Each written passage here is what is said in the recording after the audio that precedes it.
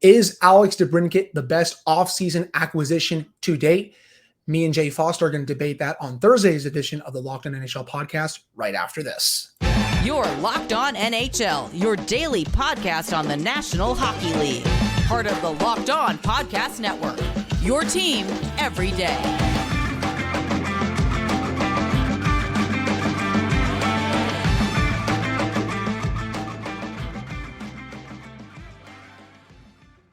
Hello, welcome back to another edition of the Locked On NHL podcast. I am Hunter Hodies of Locked On Penguins. That is Jay Forster of Locked On Blue Jackets. And Jay, we have a fun show today looking at the best offseason moves to date. Obviously, more things can happen as we approach the dog days of summer. I think we're basically at the dog days of summer right now, but we're going to be looking at the best moves to date voted on by the hosts of the shows on the network. And starting off at number one is Alex DeBrincat going to Detroit from the Ottawa Senators. The Sens really didn't get that much in return. It was basically just Dominik Kubalik, a pick, and a prospect. And that's honestly what happens when there's not really a big market for a player like that. Even though DeBrincat is a very good player, he'll score you 30, 35 goals, maybe a bit more.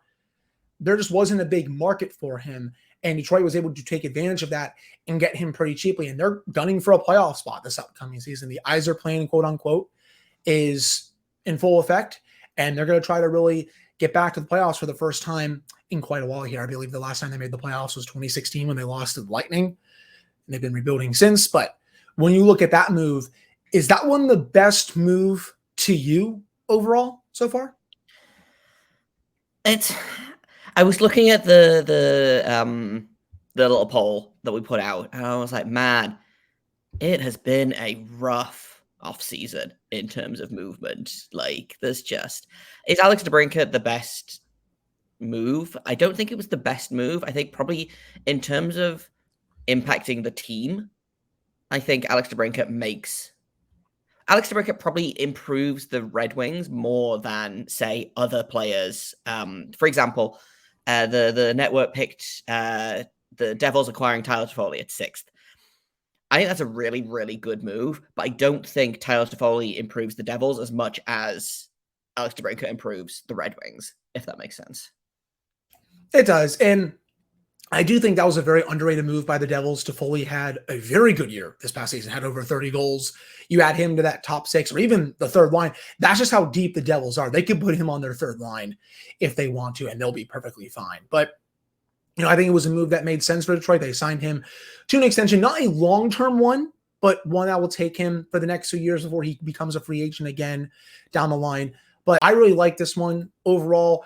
After that, you have the Kings landing Pierre-Luc Dubois, which is probably, I think, the biggest trade of the offseason to date, at least blockbuster-wise. And the Kings signed him to an extension after that, 8 years, $68 million. I like Dubois. I think he's a perfectly capable top 6 center. I just don't know if he's worth an 8-year term in $68 million. I hope that's not a hot take or anything like that. I just don't think he's worth that much money. Again, perfectly good player, but his numbers, I don't know if they stack up to him getting almost $9 million per season. That's just my opinion, though. I especially liked that return for the Jets. They got Gabe Vilardi back. They got Alex Iafallo back. Kupari, second-round pick. For a team that, with the Jets, they didn't really have a lot of leverage in this deal either because there really weren't too many suitors. It was really just what was reported with Montreal and LA. They were able to get a damn good return for Dubois. But from a Kings perspective, I get why they did it. This is going to be the third year that they may face the Oilers in the playoffs. They've lost in the previous 2 seasons to them. You got to be deep down the middle to go up against Leon Draisaitl and Connor McDavid. You've been seeing that they've been adding more pieces to go up against them. They've added Kevin Fiala. They've added Victor Arvidsson. They've added a few others.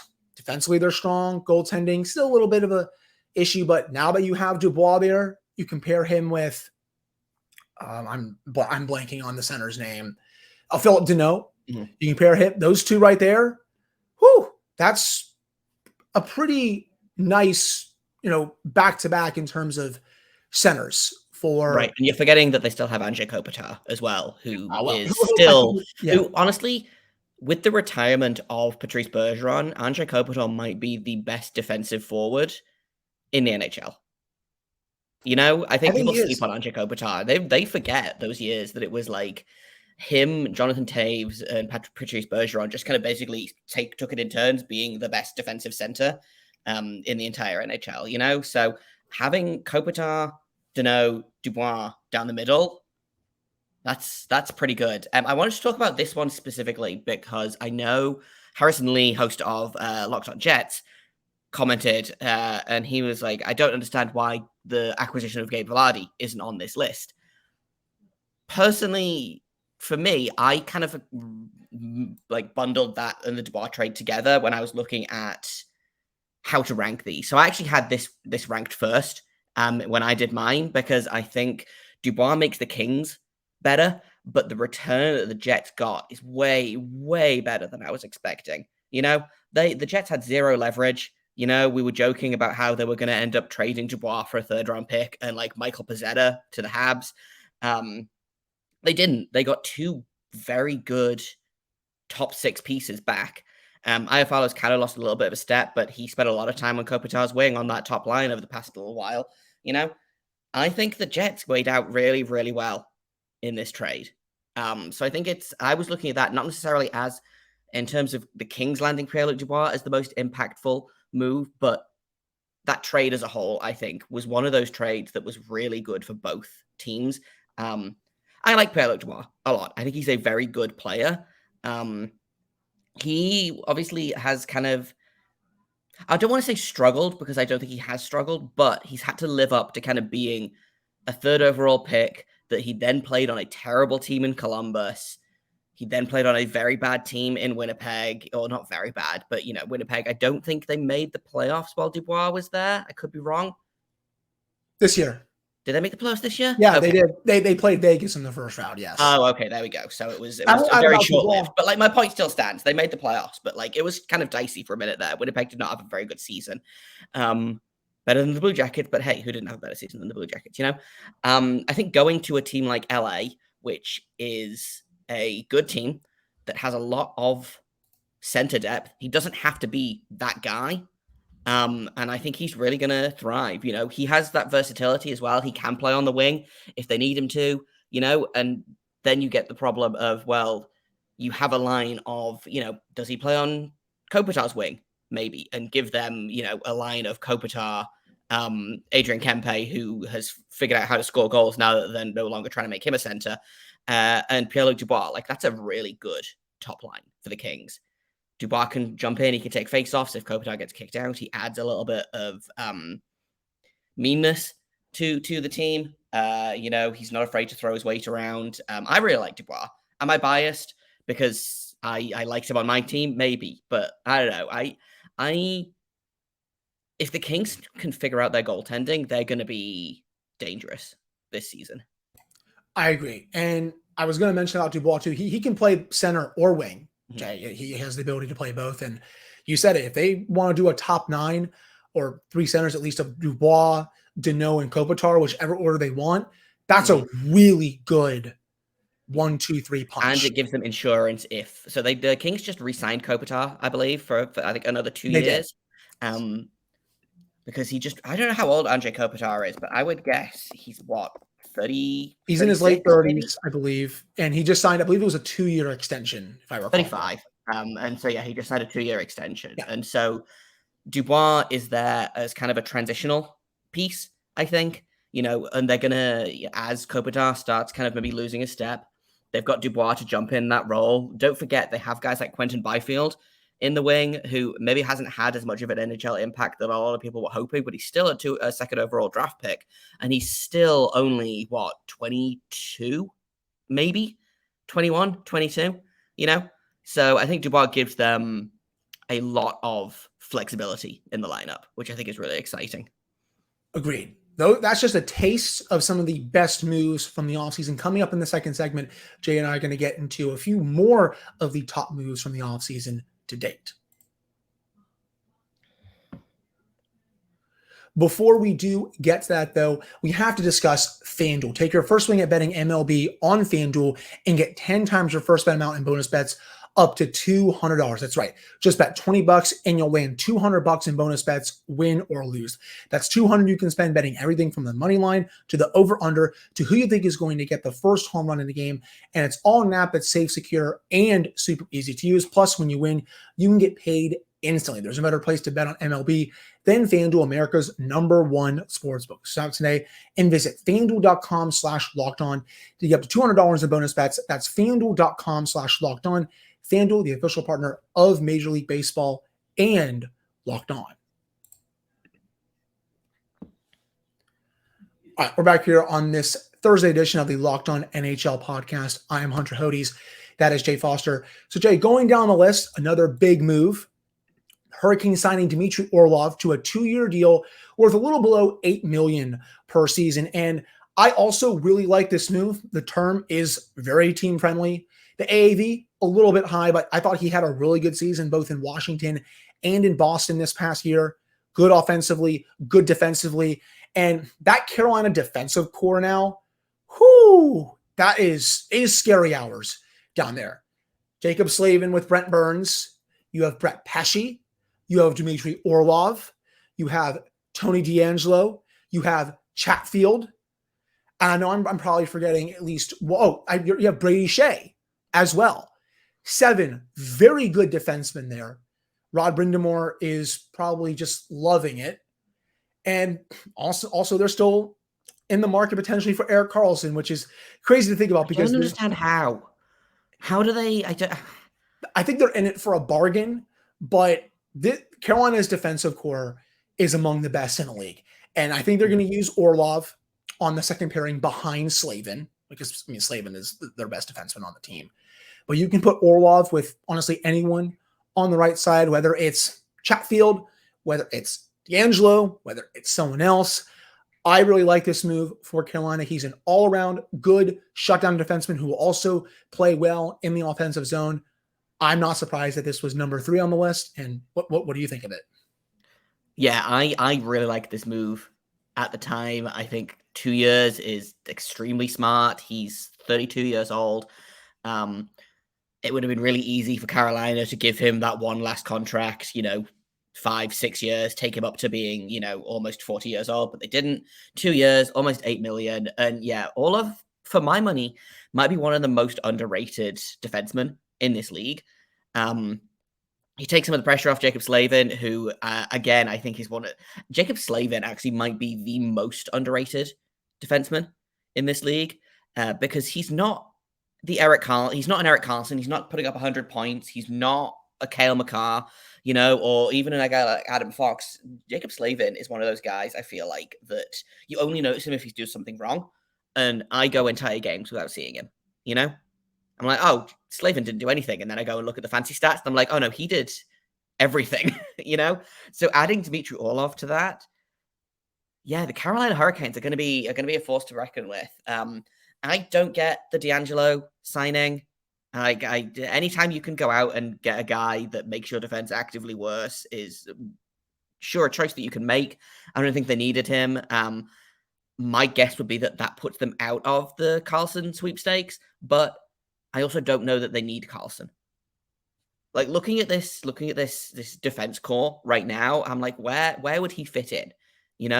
Like you could put him on the second pairing with Orlov, I guess. But then you've got guys like Brett Pesce and Brady Shea playing third pairing minutes, and then you've got your younger guys like Dylan Coghlan, and then they go out and they pick up Tony DeAngelo. So there's no room. But in terms of the Orlov trade, I like it a lot. Not trade, sorry, the signing of Dmitry Orlov. I like it a lot. It's very Carolina. It's not flashy. It's just very good. That move honestly reeks of Eric Tulsky's influence, and I think it's past time for him to be a GM in this league. He is very good at what he does. I think with DeAngelo, I get it from an offensive perspective because he was good under Rod Brind'Amour, so he's familiar with him. And I think going from John Tortorella to Rod Brind'Amour, definitely, I think, a step up, in my opinion. And he's at least shown an ability to play at least decent in Carolina under Brindamore. So I get it from that perspective. I'm not really sure who else would have signed him, but I don't think they're signing him though, so he can sit on the bench. So there's going to be an interesting dynamic there. Is Chatfield going to be on the bench for most games? I thought he was really good for Carolina this past season. That's going to be an interesting dynamic there. Moving down the list a little bit, Jay. Maple Leafs signing Tyler Bertuzzi and the Stars signing Matt Duchene, both on 1-year terms. Duchene was bought out by the Predators, goes to Dallas. I'm sure he had quite a few options, goes to a team in the Western Conference that is ready to win for this upcoming season. That Stars team is loaded, both with young talent and with veteran talent. And then with the Maple Leafs getting Tyler Bertuzzi 1 year, I believe it was $5.5 million for a year. He was hoping to get a long-term deal, in free agency, but that did not happen. Signs a 1-year term. The hope with him is that he balls out for the Leafs this year, maybe scores, 20, 25, 30 goals, gets maybe 50 to 60 points. And then next year when the cap definitely goes up, he'll be able to get, a 4 to 5 year term, or maybe even a longer term at that, at a much higher AAV. But I think the plan is they're going to staple him in the top 6, probably on the Matthews line. If I had to guess, it's going to be like that Bunting replacement, because he obviously went to Carolina as well with Dmitry Orlov. But I think that's what they're just going to do with him heading into the season. What do you think of those moves? I like the Duchene move a lot more than I like the Bertuzzi move. I think probably that's because I don't super rate Bertuzzi as, he's fine. I think he's going to go and he's going to score 30 goals playing on Matthews and Mana's wing, and probably sign, like you say, a huge deal off the back of that when the cap goes up. The Dallas Stars are a really scary team. They were scary before this. And then I just went to look at what their center depth was like, because as we all know, center depth is what wins hockey games. It's what wins cups, If you look at, so they've got Rupe Hintz as their top line center, and then you can fit Matt Duchene right in on that second line center. You've got Wyatt Johnson, who's on his entry-level contract, just had a very good rookie season. And, Tyler Seguin is still kicking. He plays center. Jamie Benn can play center, I guess. It's that's not even getting into, the Jason Robertson, the Joe Pavelski wingers. This is a very, very good top 6. And it was good before they added Duchene. And I like Duchene a lot. I was bummed when the Blue Jackets didn't keep him a couple of seasons ago. I wondered if they might try and reach out and get him for cheap this season. He ended up going to Dallas. I personally had this ranked above the Bertuzzi line. Just because, and again, kind of going back to most impactful and what that means, I don't think Tyler Bertuzzi is an upgrade on Michael Bunting. But I'm looking at this team and I'm like, is Tyler Bertuzzi, does he move the needle for this team in a way that, Mitch Marner does, or in a way that William Nylander does, And I don't know, I feel like having him as the 4th or 5th best forward on a team doesn't move the needle quite as much as Matt Duchene, who could probably play a 1C role in Dallas and likely won't, and then will instead play second line minutes and just feast on the other team because he doesn't have to play against, the Austin Matthews or the Connor McDavids or the Sidney Crosbys of the world, I like the Duchene move a lot. The Bertuzzi move is fine, I thought. Smart move by the player to, like you say, sign 1 year, bump his trade value up. He's going from playing, he was third line minutes in Boston, where he was fine. He was an energy guy for them. He was a very good player in Detroit, but obviously Detroit has not been very good basically the entire time he's been there. So him playing on a good team with good line mates and getting top line minutes, I think is a really smart move on his part.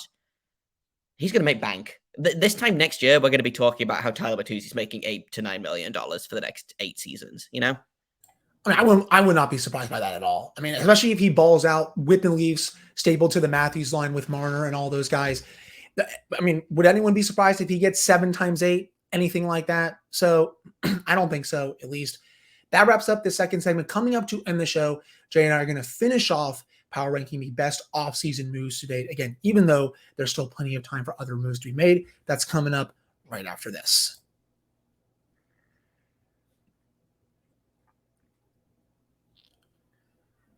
All right. We're back here on this Thursday edition of the Locked On NHL podcast. I am Hunter Hodies. That is Jay Forster. So continuing to go down here, we're going to do these a little bit in rapid fire succession here, Jay. We kind of discussed it already. The Devils acquired Tyler Toffoli this offseason from the Calgary Flames, a player who has shown an ability multiple times to score 25 to 30 goals in his career. You can staple him on the first line. You can put him on the second line. Heck, they can even put him on their third line. That is just how good of a player Toffoli is. He's a little bit older. I understand that, but he is still kicking very efficiently, and he's going to score quite a few goals for the Devils this upcoming season. I really like this move for them, and I hate to say it, Jay, but the Devils are getting scarier and scarier as the days and the months go on, and that's not good for the rest of the Metropolitan Division. No, and it feels like the Devils have really only kind of started, you know? I don't know that Toffoli sticks around after this season just because of like cap space reasons. Although they have most of their big guys signed long term, so maybe they do have room for him. I don't know, but yeah, you add a top six of Timo Meier, Jack Hughes, Jesper Bratt, Nico Hischier. There's your top four. They have Andre Palat, who was kind of there. We didn't get Gaudreau, so we're going to go out and get Andre Palat. He's been very good for them, it has to be said. And then you go out and you add a guy like Tyler Toffoli, who, like you said, had, 30 goals this season on a, frankly, miserable Calgary Flames team. That's one way to put it.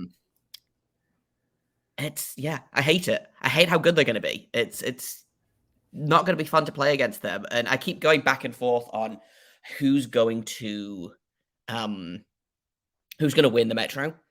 And it really does feel like it's neck and neck between the Devils and the Hurricanes. I don't know that I would want to put money on picking either one of those guys, but they were both already very good. And then, but with the Orlov signing and the Toffoli trade, both teams got better, and it feels unfair.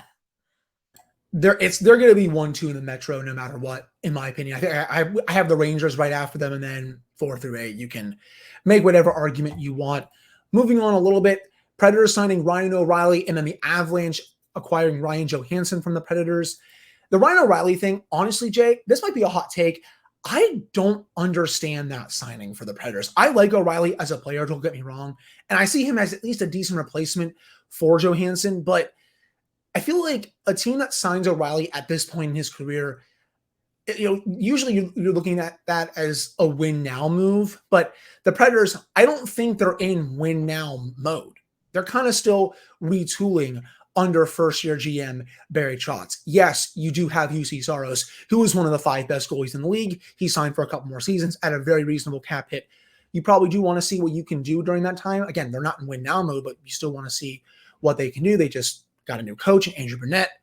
But with that O'Reilly contract, I don't know. I'm just not that big of a fan of it. I get the thinking, but I don't know if I would have had it at number 7 on my list. And then the Avalanche with getting Johansson from the Predators, I like it, especially at $4 million, because Johansson was getting $8 million. The Predators are retaining half of the salary.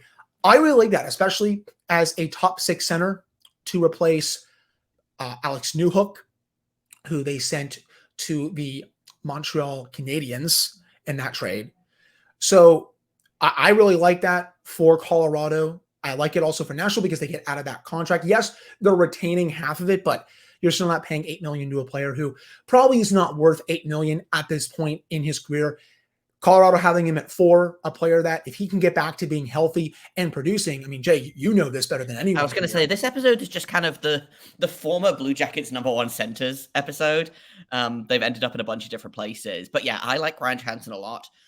He's a guy that, again, is going to thrive if he has less defensive responsibility, which is not something you want to say about your number 1 center, but he's not going to be a number 1 center in Colorado, obviously. Less responsibility. He's going to be a better player, I think. And like you said, getting him for $4 million. I like the Ryan O'Reilly deal in a vacuum. I think he's a tremendous offensive talent. He's only 32. So, he's still got at least a couple of years in him. I thought he was really good for the Leafs after the trade deadline. The problem becomes when you look at, basically, they got rid of their two top centers in Duchene and Johansson for Ryan O'Reilly. And then I'm looking at the other centers that they have. Colton Sissons, Cody Glass, Juuso Parssinen, Thomas Novak, and Mark Jankowski. Those are the other guys listed as center on Cap Friendly for them.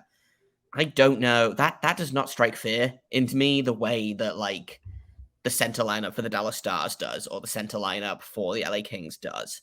And also, they're still paying $4 million for Ryan Johansson and just over $2.5 million for Matt Duchene. So they're paying $6.5 million for those two players not to play for them, plus $4.5 million for Ryan O'Reilly to actually play for them. So Barry Trotz has a plan. I've liked his offseason for the most part. I've liked all the stuff he's saying. I think he is one of the best coaches, or was one of the best coaches. I guess he's no longer a coach. And I think he has the acumen to be a very good GM. So I'm confident he has a plan here. I just don't know what that plan is. But in a vacuum, I like the Ryan O'Reilly deal. I like the Johansson deal for the Avalanche. I think those two kind of, you could flip-flop them either way, and I would feel fine about it. That's fair, too. I guess I'm just not that big on it, but I also, at the same time, I at least understand the thinking from Barry Trotz, because, he's even said, I can get all the depth players you want. Just find me some stars like in the draft and such, and I'll get you quality depth. Also, they still have almost $8 million in cap space. So, is there an Elias Lindholm on the way to Nashville? Is there a contract for a guy like Vladimir Tarasenko on the way, who does not play center, but could, a top line of Vladimir Tarasenko, Ryan O'Reilly, and Philip Forsberg would score a bajillion goals, Yes. That would be a lot of fun. I don't think Trotz is done. The Preds are such a weird team. I can't quite get a handle on them. I agree. I don't think they're a playoff team this upcoming season, but I also at the same time would not be surprised if UC Saros again tries to drag them into the race, as he almost did this past season. And they've got Roman Josi on the back end. On the back end. Yes, another one of the pieces still. They're not one dead. of the 5-6 best defensemen on the planet. He's unbelievable. To wrap up though, Jay, two more signings: Michael Bunting for the Hurricanes and Ryan Graves for the Penguins. For Graves, I know I'm starting on with the number 10 one, but he is Brian Dumoulin's replacement, someone who can play at least decently well in the defensive zone, but I really like his play in the offensive zone, and especially in transition. He's very good at breaking the puck out of his own end. He also fires a lot of shots from the blue line, which is something that Brian Dumoulin really didn't do that good of a job, especially during the last couple of years of his career. I think they're going to try to start him with Chris Letang, though I would kind of have him on the second pairing. I don't think he's a top pairing defenseman at this point, but it made sense to go out and get someone like Graves if you're not going to go on the trade market to get someone like a Noah Hannafin on your left side or something like that. As for Bunting, again, Jay, very Carolina-like move, I think. He's not going to be flashy for them, but again, I think he had a really good rookie season at the age of like 42 or whatever it was. And then he had kind of a sophomore slump, and I suspect that he will go to a system like Carolina and thrive. He's not going to be flashy. He's not going to score 25 goals, but he's going to get some power play time probably. And yeah, like I said, I don't think this move makes the Hurricanes a lot better. So I didn't rank it very highly in terms of most impactful for the Hurricanes, but looking at the list of teams and like, okay, where was Michael Bunting going to go if he wasn't staying in Toronto?